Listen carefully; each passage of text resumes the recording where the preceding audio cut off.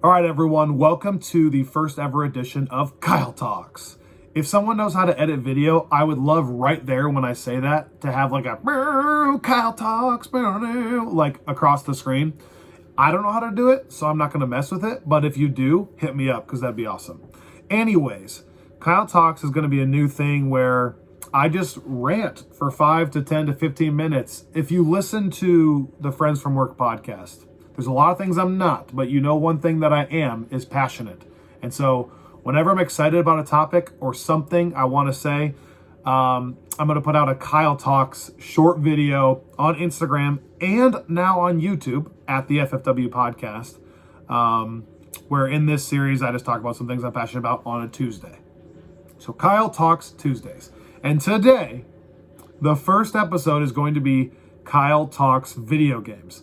Now, sometimes these topics might not be totally up your alley, and that's okay. You don't have to listen. But if it is, then let's do this thing. Today with video games, I felt like that's a perfect first episode because it kind of ties into the Marvel Universe, but some of these things will be totally unrelated. Okay. Like some of you out there, and I know some people have written us, I love video games. And like a lot of you out there, I started on Nintendo 64. So let me just give you a quick history of kind of my video game history and then explain some things from this last year. Okay, I started on Nintendo 64 with a ton of the classics, just like you. Mario 64, Mario Kart, Super Smash Brothers, are you kidding me? GoldenEye, but most importantly, Zelda Ocarina of Time. Now, I think Zelda Ocarina of Time was like 25 years ahead of its time. It was a true open world game that was made forever ago, and it was massive in scale, had an awesome story. You could go wherever you wanted. It was incredible. It was really ahead of its time. I loved it so much, and I loved the music in particular so much that I ended up in college making an album with a friend of mine. We called ourselves the Zelda Boys, and I recreated the music from Zelda Ocarina of Time. Yes, I know that's the nerdiest thing ever. That's probably the nerdiest thing about me.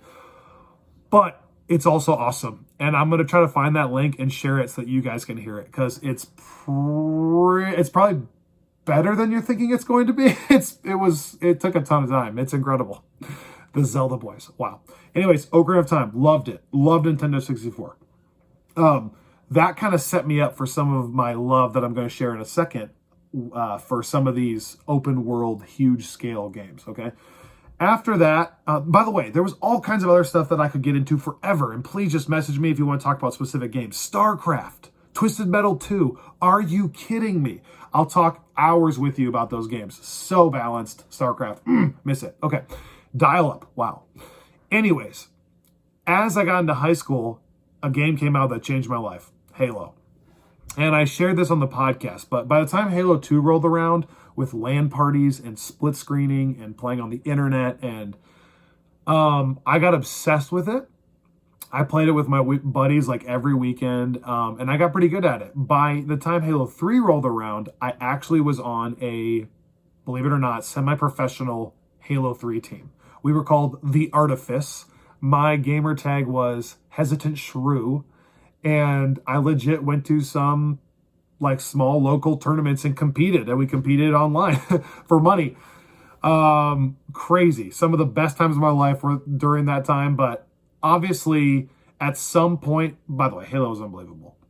At some point, when I realized I wasn't going to be a full-time professional Halo player like Walshy or Karma or something, I just decided I was going to give it up. I got married and whatever. So I sold my Xbox and I stopped playing video games altogether. So for the last like 5, 6, I don't know how many years, I haven't been playing games at all.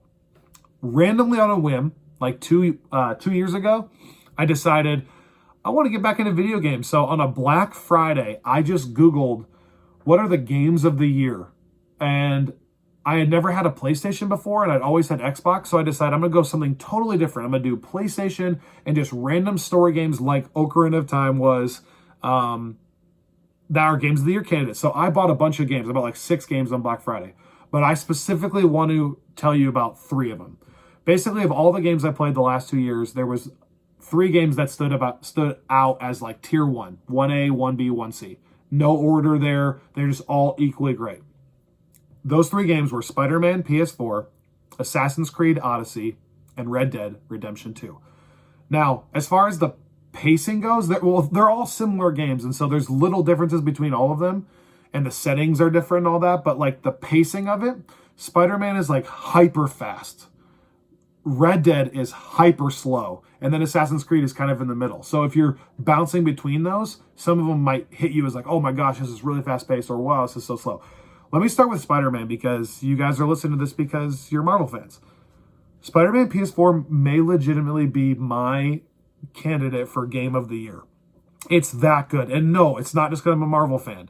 The story itself is incredible.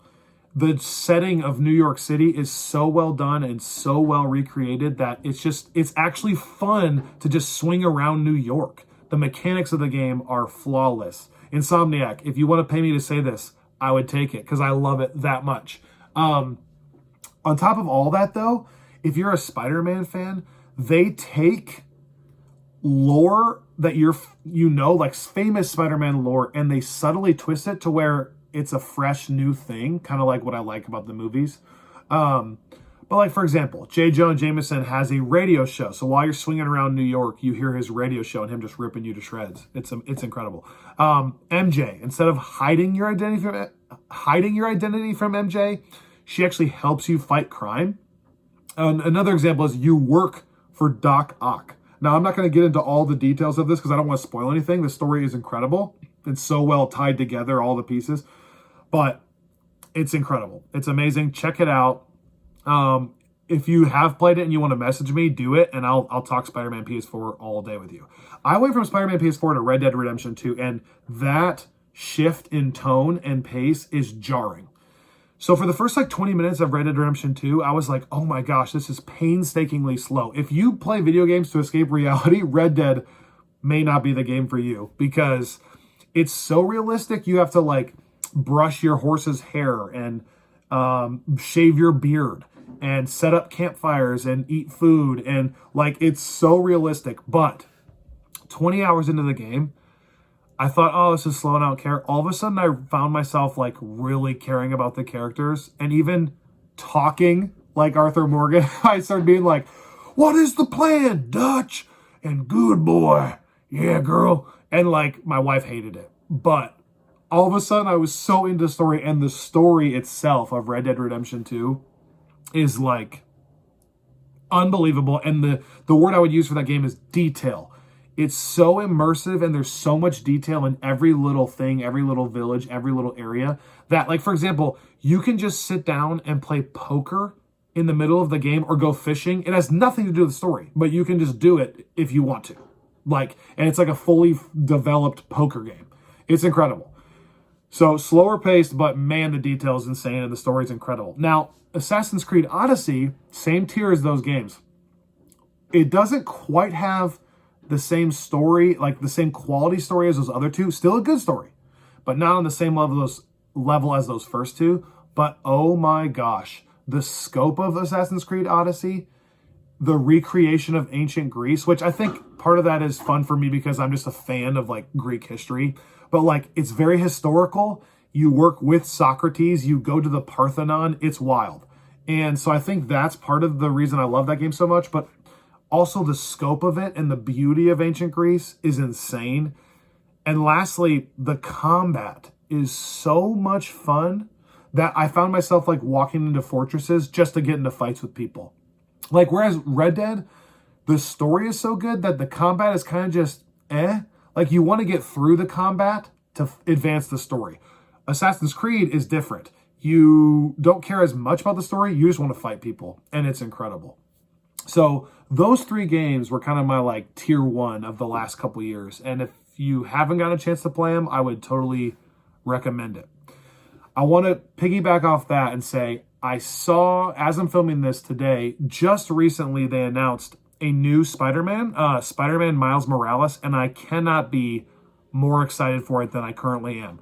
I still don't know. I read a lot about it. I don't know if it's a spin-off. I don't know if it's a DLC addition to the first Spider-Man. I don't know if it's a DLC to a new Spider-Man. I don't really fully get it. But Miles is a dope character in the first Spider-Man, and I can't wait to play this. However, I will say, I really hope they don't lose Spider-Man, like Peter Parker as a character. I still want a Spider-Man 2, okay? This can't just be Miles because I can't leave Peter where he was. I need to find out more about that. So I hope they still give me a Spider-Man 2, but the Miles Morales thing really gets me excited. I know a couple people messaged me about that. So let's talk more Spider-Man later. Lastly, I want to say recently, I have been absolutely obsessed with Call of Duty Warzone. Totally different vibe than the story vibe I was just talking about. This is like my Halo thing being fulfilled again. Now, let me explain. Call of Duty Warzone is a battle royale like Fortnite, just Call of Duty version. 150 guys fall into a map, and the last team standing wins, basically. You only get like 1 or 2 lives. I'm not going to get into it because it's a little complicated. But my whole life when I was a Halo player, I always hated Call of Duty because I felt like Call of Duty promoted things that, and Halo like promoted the exact opposite things. For example, in Halo is all about teamwork, team shooting, your BR skill, your actual battle rifle skill, your shooting skill, your movement. Whereas like Call of Duty was more about like camping, and it was more about like the better players got kill streaks. So the better you got, the more advantages you would get. So it kind of created this gap between good and bad. And it wasn't as competitive that way. But for some reason, Warzone released right when the pandemic started, and it's cross-platform, so PlayStation, Xbox, and PC can all play it. And it's free, which is insane. And for some reason, I just fell in love with this. I think it's because there's such an adrenaline rush when you run up on a team. Like for 5 minutes, you might see nobody. Another 5 minutes, you see nobody. You're just walking around. Then all of a sudden, you run into a team, and it's the most stressful 2 minutes of your life. And that adrenaline rush, and like the wins are so hard to get that when you get one, it feels so stinking good. I think that's why I've been so obsessed with Warzone. It's really fun. If you play it, add me. If you're listening to this and you play it, I am Sconezy Cider. SCHONEZY CIDER. Sconezy Cider. That's my Activision name, PlayStation name. Please come play with me. Let's play Warzone together. It's amazing. So in summary, I love video games. Okay, I could talk about them forever. So I'll stop it here. Message me if you want to talk more video games. The last 2 years when I got back into them, Spider-Man PS4, Assassin's Creed Odyssey, and Red Dead Redemption 2 are the top tier of all the games I've played. But now I am currently playing Call of Duty Warzone, and my name is Sconezy Cider. I'd love to play with you. Video games are so great. I can't wait to break down more things in Kyle Talks in future episodes. Again, like I said, they're going to be releasing on Tuesdays. They're going to be on Instagram and YouTube, and I'm going to be getting into a wide variety of topics: golf, stock market, sports, just music, anything. And I can't wait to talk about them. But this first one has been Kyle Talks Video Games. Thank you for listening. We'll see you next time.